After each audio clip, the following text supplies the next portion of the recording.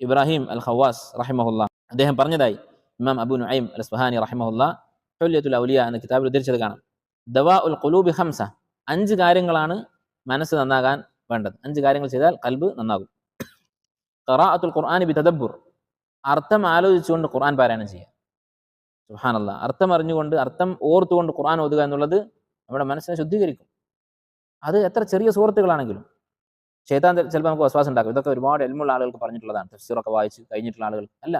നമ്മൾ ഓതുന്ന സൂറത്തുൽ ഫാത്തിഹ, സൂറത്തുൽ ഇഖ്ലാസ്, അതൊക്കെ അർത്ഥം അറിഞ്ഞ് ആ അർത്ഥം ഓർത്തുകൊണ്ട് ഓതിയാൽ നമുക്ക് ഈ ഫായത ഉണ്ടാകും, ഈ ഗുണം നമുക്ക് ലഭിക്കും. കാരണം ഖുർആനിലെ ഏറ്റവും വലിയ സൂറത്ത് ഏതാ? ഏറ്റവും അഫ്ളലായ സൂറത്ത് ഏതാ? സൂറത്തുൽ ഫാത്തിഹ. അപ്പോൾ സൂറത്തുൽ ബഖറയുടെ തഫ്സീർ പഠിച്ചു കഴിഞ്ഞിട്ടല്ല ഖിറാഅത്തുൽ ഖുർആൻ ബിതദബ്ബുർ എന്ന് പറയുന്ന കാര്യം. സൂറത്തുൽ ഫാത്തിഹയാണ് ഏറ്റവും പ്രധാനപ്പെട്ട സൂറത്ത്. ഏറ്റവും വലിയ ആയത്ത് ഏതാ? ഏറ്റവും പ്രധാനപ്പെട്ട ഫضലുള്ള ആയത്ത് ആയത്തുൽ കുർസി. നമുക്കറിയുന്നതാണ് ഇതൊക്കെ. ഖുർആന്റെ 1/3 എന്ന് പറയുന്നത് ഏതാണ്? സൂറത്തുൽ ഇഖ്ലാസ്. ഈ വക സൂറത്തുകളൊക്കെ അർത്ഥമറിഞ്ഞ് പാരായണം ചെയ്താൽ, ആ അർത്ഥം മനസ്സിൽ ഓർത്തുകൊണ്ട് പാരായണം ചെയ്താൽ മനസ്സ് നന്നാകും.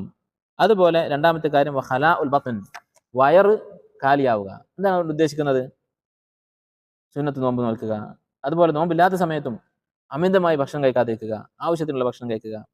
കാരണം വയറ് നിറഞ്ഞാൽ നമ്മുടെ ബാക്കിയുള്ള ശഹവത്തുകളൊക്കെ വർദ്ധിക്കും, ദുനിയാവിനോടുള്ള ആഗ്രഹം വർദ്ധിക്കും. അപ്പോൾ വയറ് ആവശ്യത്തിന് മാത്രം നിറക്കുക. ഖിയാമുൽ ലൈൽ, രാത്രി നമസ്കാരം. അല്ലാഹു തആല നമുക്ക് നമ്മുടെ കുറവുകൾ പുറത്തു തരട്ടെ, നമുക്ക് അതിനുള്ള തൗഫീഖ് ചെയ്യട്ടെ. ഖിയാമുൽ ലൈൽ, രാത്രി നമസ്കാരം എന്നുള്ളത് അത് കഴിയുന്നത് പോലെ അള്ളാഹു നമുക്ക് അതിനുള്ള തൗഫീഖ് ചെയ്യട്ടെ.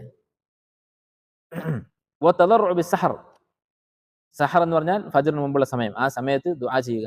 അല്ലാഹു സുബ്ഹാനഹു വ തആല ഇറങ്ങുന്ന സമയമാണ്, അള്ളാഹുവിനോട് ആ സമയത്ത് ദുആ ചെയ്യുക. മുജാലസത്തു സ്വാലിഹീൻ, സ്വാലിഹീങ്ങളായ ആളുകളുടെ കൂടെ ഇരിക്കുക. അത് മനസ്സ് നന്നാക്കുന്ന കാര്യമാണ്. കാരണം മനുഷ്യന്റെ സ്വഭാവം പകരും. നബി സല്ലല്ലാഹു അലൈഹി വസല്ലമയോട് അല്ലാഹു തആല പറഞ്ഞതാണ്, വസ്ബിർ നഫ്സക മഅല്ലദീന യദ്ഊന റബ്ബഹും ബിൽഗദാതി വൽ അശി, രാവും പകലും രാവിലെയും വൈകുന്നേരവും അള്ളാഹുവിനെ ഇബാദത്ത് ചെയ്യുന്ന ആളുകളുടെ കൂടെ നീ സബറോട് കൂടി ഇരിക്കുക, അവരെ വിട്ടു പോകരുത്. വലാ തഅദു ഐനാക അൻഹും, അവരെ ഉപേക്ഷിച്ച് മറ്റുള്ളവരുടെ പിന്നാലെ പോകരുത്. പണക്കാരാണ്, അധികാരമുള്ളവരാണ് എന്ന് വിചാരിച്ച് ഈ സാലിഹ്യങ്ങളായ മിസ്കീന്മാരെ ഉപേക്ഷിച്ച് മറ്റുള്ളവരുടെ കൂടെ പോകരുത് എന്ന് പറഞ്ഞതിന് അള്ളാഹു ഉപയോഗിച്ച വാക്കെന്താണ്? വലാ തഅദു ഐനാക അൻഹും, അവരെ വിട്ട് നിന്റെ കണ്ണ് തെറ്റിപ്പോകരുത്. മറ്റുള്ളവരുടെ കൂടെ നടന്നു പോകരുത് എന്നല്ല, മറ്റുള്ളവരെ നിനക്ക് നോക്കുക പോലും ചെയ്യരുത്. വലാ തഅദു ഐനാക അൻഹും തുരീദു സീനത്തൽ ഹയാത്തി ദുനിയ, ദുനിയാവിന്റെ സുഖങ്ങൾക്ക് വേണ്ടി ഇത്തരം ആളുകൾ ഉപേക്ഷിക്കരുത്. അപ്പോൾ സാലിഹ്യങ്ങളായ ആളുകളോടുള്ള സുഹബത്ത്. കാരണം ഒരു മനുഷ്യൻ അവൻ ആരുടെ കൂടെയാണ് നടക്കുന്നത് അവരുടെ സ്വഭാവം പകരും, അവരുടെ ദീൻ അവന് പകരും. അത് സ്വാഭാവികമാണ്, നമ്മൾ കാണുന്നതാണ്.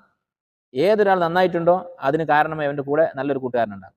ഏതൊരാൾ ഫസാദായിട്ടുണ്ടോ നമ്മൾ ആലോചിച്ച് നോക്കും, അവൻ ഫസാദാവാൻ കാരണമായി അവൻ്റെ പിന്നിൽ ഒരാളുണ്ടാകും, മനുഷ്യനായിട്ടുള്ള ഒരാളുണ്ടാകും. അപ്പോൾ ഇതാണ് ഈ 5 കാര്യങ്ങളാണ് ഇബ്രാഹിം അൽ ഖവാസ് റഹിമഹുല്ലാ പറഞ്ഞത്.